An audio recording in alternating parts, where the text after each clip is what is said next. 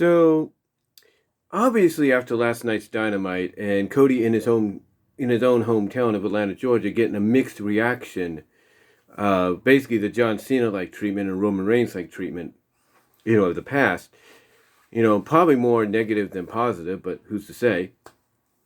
And the fact that he did, a lot of spots in the match with Andrade, the Atlanta street fight, from chairs, tables, flaming table, you name it. A lot of people kind of, one of the things, a lot of people kind of commented on, especially those that are, backers of AEW. I mean, they're still fans of WWE to an extent, but they're more critical about the fact that, hey, WWE, you want us to stop saying negative stuff about you, improve. Take what you're doing that's good and, basically glaze, basically absorb everything else on your shows into that so they can be better, or whatever the case may be. So even though they're still fans to an extent, they are very, very highly behind AEW. And, one thing, though, that they're not ashamed of doing, and Solomon at one time said this in a response to what somebody said to him, and I talked about it here on the video, was the fact that they're not afraid to criticize even AEW if something doesn't feel right.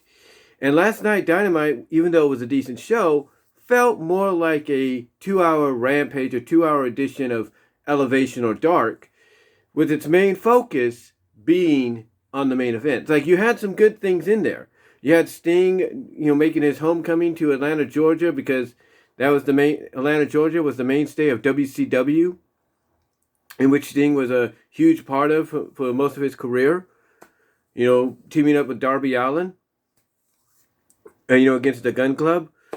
You had Ruby Soho beating Chris Statler in a great matchup to advance in the tournament for the TBS title. So you had some good moments in there. You had some decent moments in there, if you will. But it felt more like one of those Dark and Elevation episodes that have those moments, throughout their hour to 2-hour presentation here on YouTube. So when you have a lot of fans, those that review wrestling on their channel, as the primary, topic of choosing, that helps, if they're monetizing that channel, make some money, if you will, because of the live stream, because of the live streams and the views that come in for those live streams. When you have them coming out and saying that Dynamite, which is usually good, felt basically like a Dark and a Dark Elevation kind of type show, when mostly all the main focus was on the main event. The question obviously everybody has is why. Yes, it's Cody's homecoming in Atlanta. Yes, he's getting a mixed reaction. Yes, the announcers are not trying to, manipulate how the fans are feeling. They're not trying to hide. Yeah, there's a lot of fans that don't like him and some that do. They're not trying to say, oh, he's controversial, or, listen to the reaction and all that. No, they're not hiding it. But throughout this match, from when Cody came down from when it started, when Cody was making his entrance, and through certain moments, everybody started realizing why Dynamite felt so lackluster, so boring, as Jeff Siegel put it, the Shag Daddy. And that is the fact that all the main focus was on Cody Rhodes in his homecoming match main event against Andrade, the Atlanta street fight.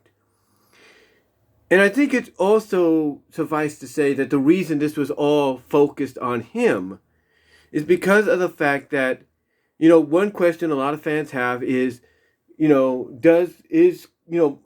been asking basically, the one question a lot of fans have been asking and wondering is, does AEW realize that fans, majority of the time in different places, don't like Cody?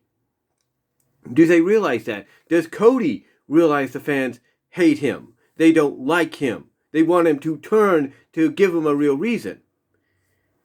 And I think in the case of AEW, and a lot of people have said this, and I think they're on point about it, AEW is aware. Like I said, the commentators are not trying to, not trying to beat around the bush or anything about it. They're acknowledging it. And I think, in a way, AEW and Cody do acknowledge it as well. I mean, Cody did that promo he did, acknowledging, hey, yeah, I know you don't like me, but I'm not going to change. But when you think about that promo he did, where he acknowledged the fans that, not liking him, but he's not going to change, because of that, he's going to still be himself. You got to think maybe that was all part of the story, the beginning of, the seeds being planted. In other words, Cody's coming out, making these promos and saying he's not like this, he's not like that, and you can boo him all he wants, he's not going to change. You got to wonder if that promo was part of a long-term storytelling of planting the seeds for the inevitable turn. Because it looks like that's exactly what we got a strong indication of last night. Because during the street fight, you had Cody looking for weapons. He finds a candlestick, doesn't want that. He finds a sledgehammer. Does the game look at it? Doesn't want that. Then he gets out a golden shovel. Kind of some metaphoric shots being taken? Perhaps. Visual metaphoric shots being taken? Perhaps. But here's the thing. When he brought out that golden shovel, more so than the candlestick and the sledgehammer, people booed him. Even those that cheered him were booing him in his hometown. And he just had that look on his face like, yeah, he knows what he's doing. He's on to something. He's pretty much got everybody eating out of the palm of his hand, waiting for that moment. Waiting for the moment of strike-ness. Waiting for the moment to where he reveals his true colors, embraces his heelness, and starts acting like the douchebag a lot of people feel he actually is. I mean, some people say the fact that he's not acknowledging that he's a heel and that he's a babyface despite people booing him, no matter where he goes, a lot of people will say that's douchebagginess at the highest level, because how can you ignore the reception people are giving you from a negative standpoint and still consider yourself as a good guy? Higher than, on this high platform and all that. That's douchebagginess or baggerous, at its best, at its highest level. So, when Cody did what he did last night by, bringing out those objects out of the ring, and mostly with the golden shovel, that pretty much was like the next step in the process. Like the second to maybe last few steps in the building up to the heel turn. Because we all know, and Cody, I think himself knows, the time is coming. Cody and Tony Khan and AEW as a whole realize they can't hide, the fact that fans don't like him. I mean, last week in Chicago, what did they do? Cody takes off his belt, his weight belt, and usually he'll toss it to the crowd to give to them, or as he's coming down the aisle, he'll give it to somebody, in the crowd, in the front row or something like that, to have as a souvenir. What happened? Instead of like the week before when he gave it to some special needs kid, which I think is a great move, despite how you feel about Cody in general, despite him doing that 2 weeks ago, last week when he did it, when he handed it to a fan or tried to toss it to the fans, what did they do? They took his belt, they tossed it back into the ring at him. They didn't want nothing of it. They didn't want no part of it. They basically did to him what the fans in the Hammerstein Ballroom did to John Cena at One Night Stand 2006. John Cena is always used to taking off his shirt and throwing it into the crowd, right? The Hammerstein Ballroom people, they're like, I don't think so. And they tossed it back. Heck, some of them were like, when they grabbed it, they just went right the butt back at you. Because they were giving Cena the message that you ain't welcome here. We're not your people. We're ECW people. We're RVD people. And pretty much, even though it's not on that level, you're starting to see that a little bit with Cody, where fans are rejecting him tossing the belt, his weight belt, into the crowd because they don't like him, and that trying to get the message across to him is, basically trying to get the message across to him of, we don't like you. When are you going to get through your head? We don't like you. Why not embrace it? And I think honestly right now, Cody is embracing it. He has been embracing it. Correction. Let me correct myself there. He has been embracing it. so to speak. But he's been doing it very subtly. And what I mean by very subtly is he's, what the promo that he did in the ring where he said, hey, I know you're booing me, I acknowledge it, but I'm not going to change. That's the first acknowledgement. That's the first subtle acknowledgement of he knows the fans don't like him. And like I said, that was the first seeds planted towards the heel turn. Last night was another example of seeds being planted, more seeds, I should say, being planted for the inevitable heel turn that's going to happen. And Cody knew when he brought out that golden shovel and the fans reacted the way they did, he knew that his plan was working. He knows that he had planted enough seeds now that he can lay a foundation down, a building, lay down a big enough foundation around those seeds for them to grow, so that they can have room to grow and get bigger. And last night was just another step, like I said. Last night was just another step. But the question is now, when is he going to fully come out and embrace that hatred that the fans have for him? When is he going to fully, bring two and two together and bring that perfect mixture of the fans disdaining him and him finally say, okay, you want to disdain me? I'll give you a reason to hate me and disdain me. When is that perfect merger going to happen? In my honest opinion, I think we are not that far away from it happening. We're not. It's ironic that Tony Khan made the announcement that Winter is Coming is in 2 weeks, and at Winter is Coming in 2 weeks, it's going to be Bryan Danielson challenging Adam Page. The timing couldn't be better. Bryan Danielson is going to be able to put over Adam Page, unless they make the decision to put it on Danielson. That's a good choice too, but I think they're going to let Page win. Danielson establishing him as a legit star. That's why he's doing this. But again, timing is perfect. Page beats Danielson or goes to a draw with him. Out comes Cody Rhodes to congratulate Adam Page on a successful defense, or congratulate both men on having a great, matchup. And then all of a sudden, when Adam Page, turns around, tries to celebrate a little bit, and then turns back around, boom, he gets nailed right in the face by Cody. Or when he turns around and everything, Cody just, standing behind him, and then next thing you know, he grabs him, boom, crossroads. And there you go. The heel turn is complete. Because now Cody's like, okay, you want to boo me? Here, I just gave you a reason to boo me. And then you can have him right there go, and in fact, I'll give you even more of a reason to hate me. As an EVP, I am basically nullifying my no-compete clause for the world title, and at Battle of the Belts, I'm challenging Adam Page to a match. You could do that. You can do that. And that would work. You could do that. And the timing, like I said, the timing of this whole scenario, ladies and gentlemen, as I just checked something now, the timing of this whole scenario couldn't be more perfect. You have Winter is Coming. You have Danielson and Page as the main event for the world title. Whether it goes to a draw or whether Page beats him, which, looks like could be the case. We don't really know yet.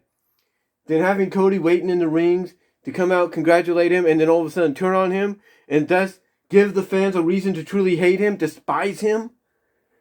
You couldn't write a perfect, climax to the build. You couldn't, not just to the build, but you can write a perfect climax or full growth of the seeds that were planted, than that. You can't. You can't think of a better, rendezvous, perfect merger, perfect storm, if you will, coming together than that at Winter is Coming.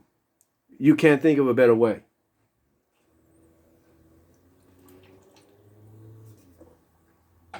You can't.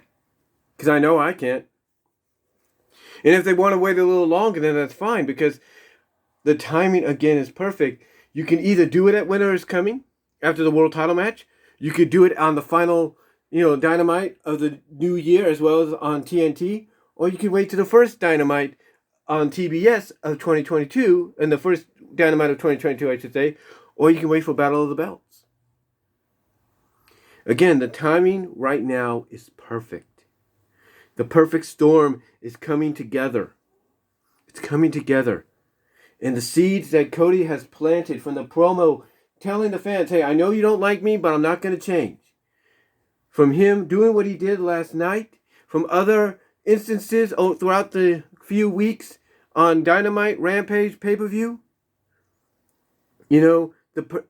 Basically, the storm is, this perfect storm is coming together. It's coming together.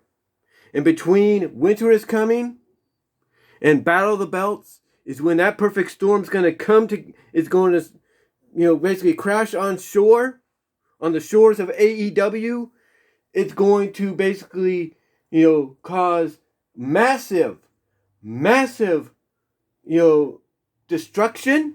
And I say that with all due respect, no offense. Massive destruction, and it's going to cause, like a lot of storms, literally, unfortunately, at times, will cause change. And Rhodes, between Winter is Coming and Battle of the Belts, his heel turn is that perfect storm. Him becoming the heel, becoming the douchebag that fans know he is. And that he can be. Him, revoking his no-compete clause for the title. Everything is here. The timing couldn't be better. And if I'm AEW, if I'm Tony Khan, if I'm Cody Rhodes, I do not wait another second. The timing is now. The perfect storm is coming together right now. Now is the time. Now is the time to basically let that storm come ashore, cause destruction, cause the change that needs to be made. Because I guarantee you, once that perfect storm crashes upon shore of AEW, causes destruction, causes the change that will happen, then there's no turning back. There's no turning back, because even WWE will have to start changing themselves. That perfect storm of a Cody Rhodes heel turn, when it happens, will cause even WWE to reevaluate what they're doing, and starting with their day one pay-per-view, start doing a change that's needed or been long needed for quite some time. All because of what he'll do. But the timing is now. The seeds have been planted. More seeds, if not a solid foundation to help the growth of those seeds, was made last night. And now we wait as that storm comes in. And when it hits land, the land of AEW in professional wrestling, get ready for a change. A change that's going to impact not just AEW, but WWE, Impact Wrestling, New Japan, MLW, PWG, you name it. They will be impacted by this. Because now you have somebody that's not only in power legitimately, but now you have somebody that's going to be able to do whatever they want. If he doesn't want to defend, if he re-invokes his title, his no-compete clause for the title, and decides to make his match for the title any match he wants, wins the title, then comes out and says, I'm not going to defend it till the end of the year because I'm better than everybody else. I'm the champion this company needs. Perfect storm. Just perfect. And AEW and Cody know it. So for anybody that's wondering and keeps wondering, if Cody is knowledgeable of the fans not liking him, if that mixed reaction that he got in his hometown last night is any indication, the fact that almost everybody in his hometown in that arena booed him when he brought out the golden shovel and he had that look, oh, he knows. He's just waiting. Because all he did, just like with that promo weeks ago, is he planted more seeds. And not only did he plant more seeds, he planted a foundation for those seeds to grow and get bigger and reach their full potential. And that full potential will be realized, between Winter is Coming and Battle of the Belts. Keep an eye on that time frame. That's when those seeds will be fully grown into these humongous redwoods, these humongous sequoias. And that's also when that perfect storm will hit landfall. It's coming. It's coming. And last night, it's just the second to last few steps needed. The second to last few steps needed to basically acknowledge that this is happening.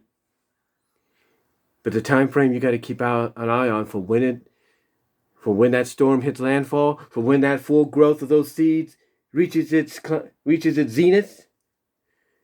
The time frame is between Winter is Coming and Battle of the Belts. Guarantee it. Guarantee it. But what do you guys think? What are your thoughts? When do you think it will happen? Do you think it will happen when I say it will? Or do you think we're going to be waiting longer? What are your thoughts? Comment below. Live chat during the premiere. Like the video. Check out the Teespring store. Check me out at BW Roses on VENMO. Also check me out at BW Roses Discussions on all your favorite audio podcast locations, except for Pandora. Also check me out at Venmo at Brian-Walmer-2. Also, check me out on patreon.com/BWRoses to help donate there as well. But what do you guys think? Let me know down below. Live chat during the premiere. I am out.